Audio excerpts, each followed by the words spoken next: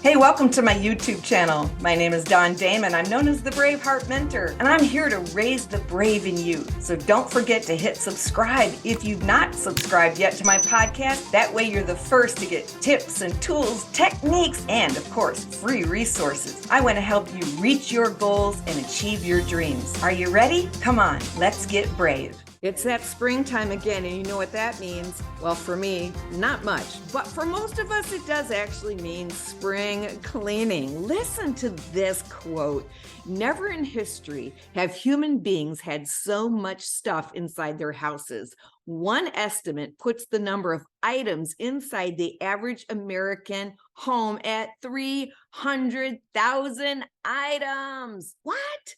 That statistic from Joshua Becker in his book, The Minimalist Home, a room-by-room guide to declutter and refocus life. So we're going to talk about clutter today, you guessed it. And what exactly is clutter? Well, obviously it's excess.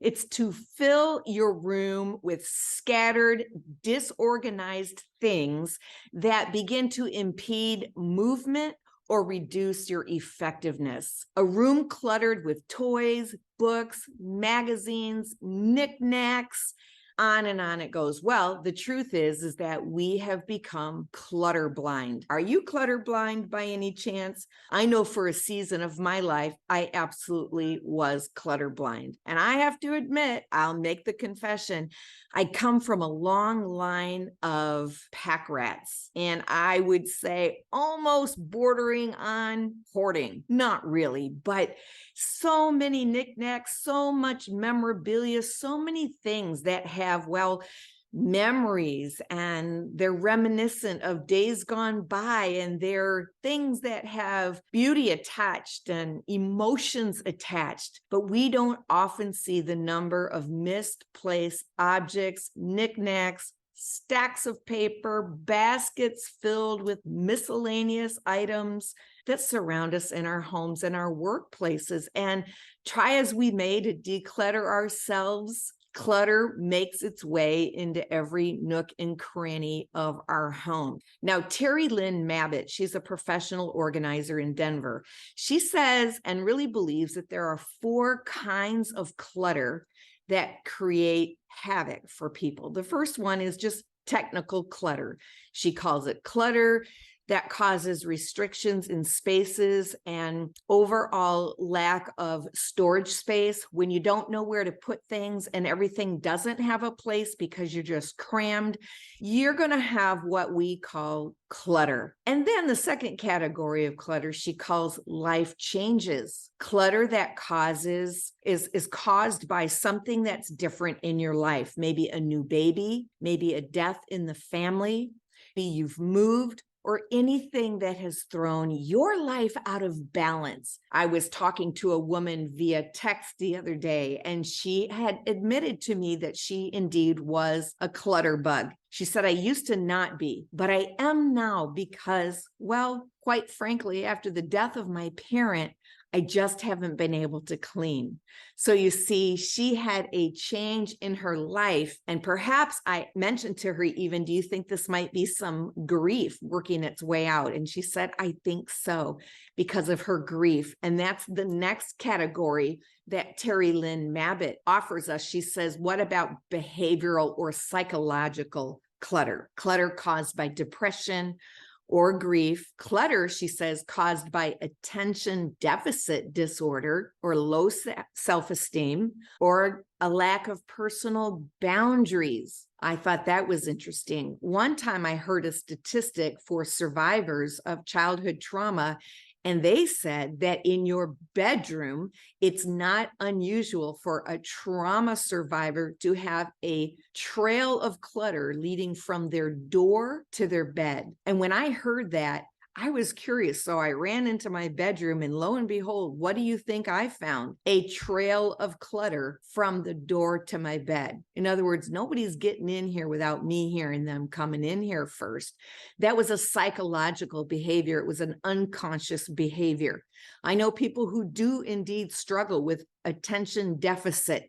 I have a hard time picking up or moving things or finding places for things or making decisions about what to do with things. And then the fourth area of clutter comes from time or life management. Clutter caused because you're basically just out of time. You need more time. You need better planning. How many times have you thrown something down and said, I'm going to get to that. I'm going to pick that up later. Or, oops, look, I didn't manage my time well. I don't have time to clean or do the dishes. I'll come back. Or I don't have time to go through that mail. Or I don't have time to go through that stack of magazines. I'm going to come back to it. So those are the four main categories of clutter. Let's just review them again. Technical, clutter that causes space restrictions. You just don't have enough space to put everything, or you haven't designated a place for everything to go. Life changes, like a new baby or a death in the family, a new job, moving to a new community. Behavioral psychological clutter caused by grief or depression or ADD or anything that's thrown your life out of balance, or lifetime management, just not planning well and running out of time. It's important for us to pay attention to clutter because whether you know it or not, clutter indeed has an impact on your life. It has a negative impact on your health. Study after study show us that clutter creates overwhelm and it increases stress. And I want you to know this, that clutter is active, whether you recognize it or not. Clutter is not just sitting there minding its own business. Clutter is active at all times, impacting your nervous system, coming in through your eye gate, going through your brain, you're processing, not enough white space for your brain even to find some downtime or just to relax or to de-stress, because you are constantly processing the amount of stimuli that you see. In fact, just planning to do a talk this month on clutter and this podcast for you all, I was overwhelmed at how many things actually need to be decluttered in our life. Think about it. We have digital clutter.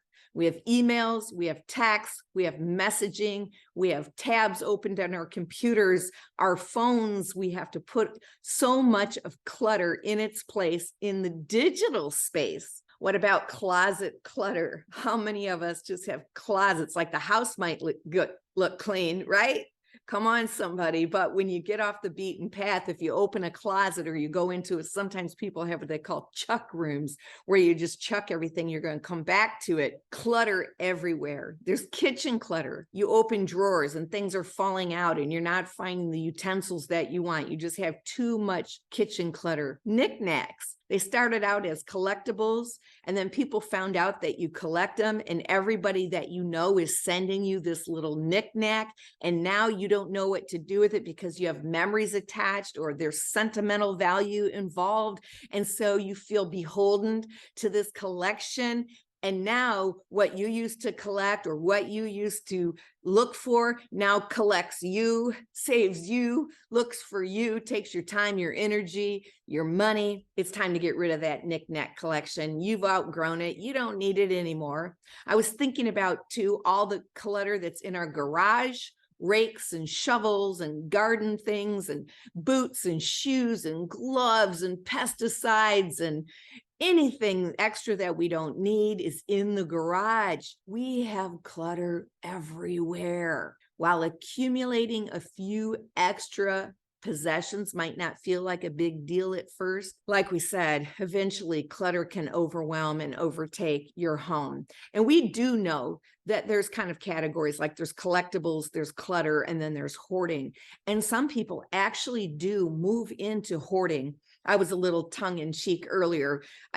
We don't have that psychological disorder of hoarding in our family, but we do, and we're trained. I was trained as a little girl to have a keepsake box, and it was fun and it was beautiful. But what I learned from that was to always have a sentimental value attached to every possession. And so it made it really hard for me growing up and even in my young adult life to throw anything away. I have so many items from family members and gifts and hand-me-downs and things that belong to my mom and my dad and my grandparents and my great-grandparents. And who's going to end even the generational clutter that we have? It's a lot. But like I said a moment ago, clutter does have a negative impact on your life. It can affect your mental health. It does indeed increase your stress levels. Clutter makes it difficult for you to focus, whether you know it or not. I had a designer at my home one time. It was shortly after I'd gotten married.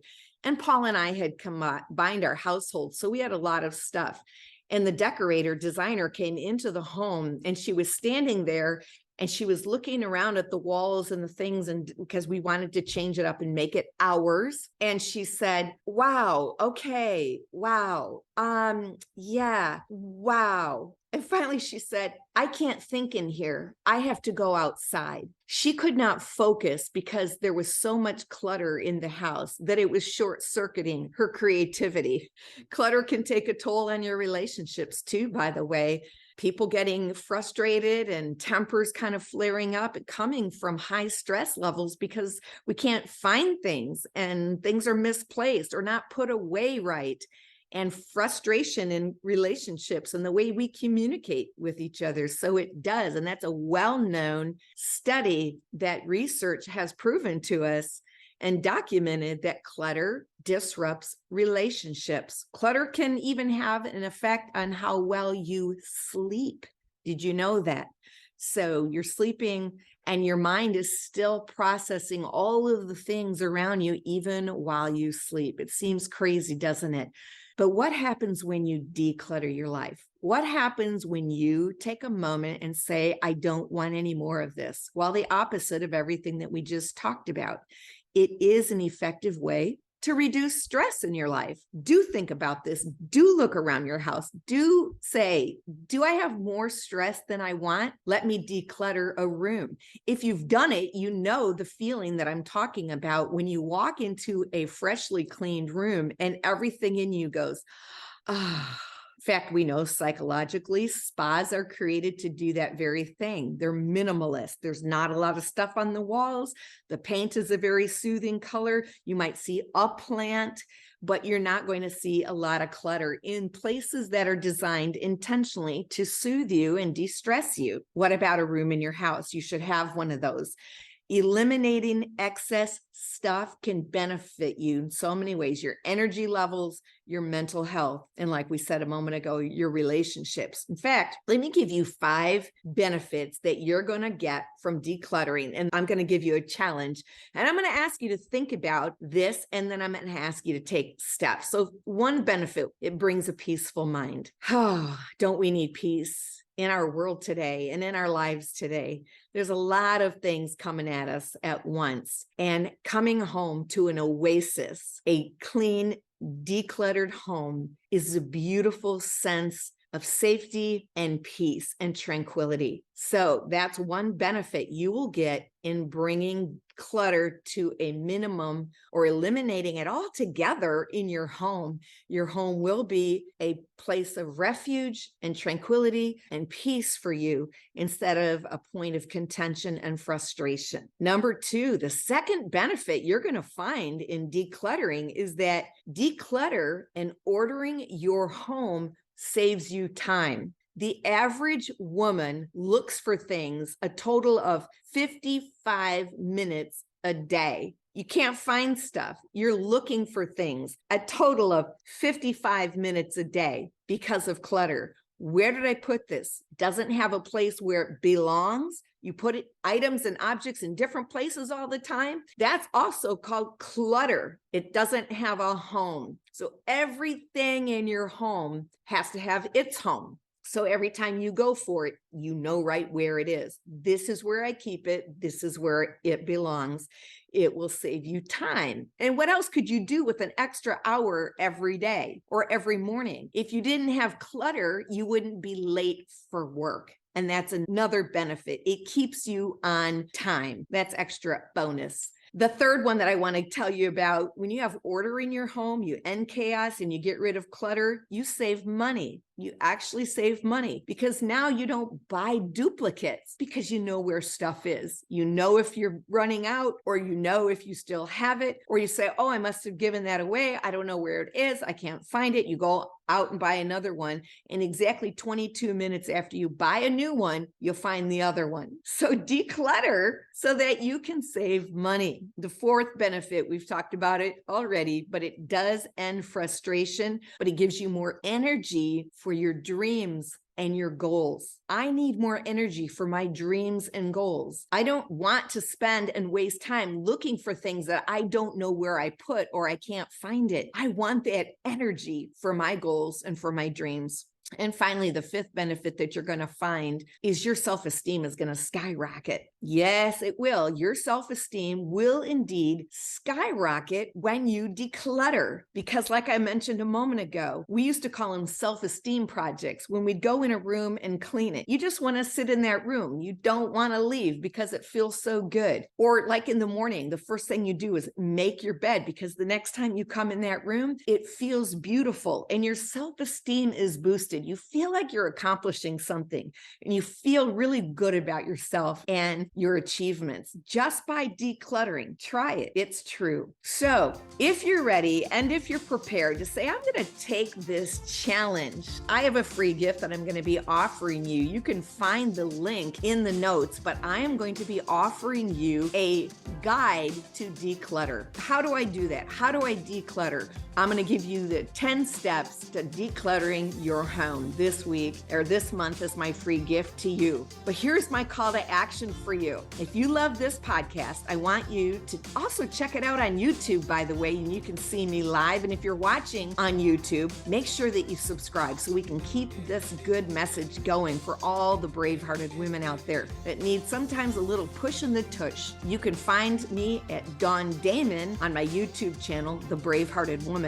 But I want you to take the challenge that you would say, for the next 30 days, I'm going to eliminate one thing from my house every day for the next 30 days. I'm going to eliminate one thing. What would happen for you? What would happen for your house? What would happen for your bedroom? Well, I think you can do it. Let's see if you can pull off the 30-day challenge that you're going to declutter your home. I'd love to hear about it. Drop me a comment in the comment box or email me at dawndamon.com. I want to know how you're doing. In the meantime, I look forward to hearing from you. I have a free gift for you. Make sure that you check it out. Click the link, and I will look forward to hearing about your good results. All right, my friend, that's what I have for you. I hope to leave you the way that I always leave you on every podcast and every episode, I should say, of my podcast and my YouTube. This is Dawn Damon, your Braveheart mentor, saying, find your brave and live your dreams.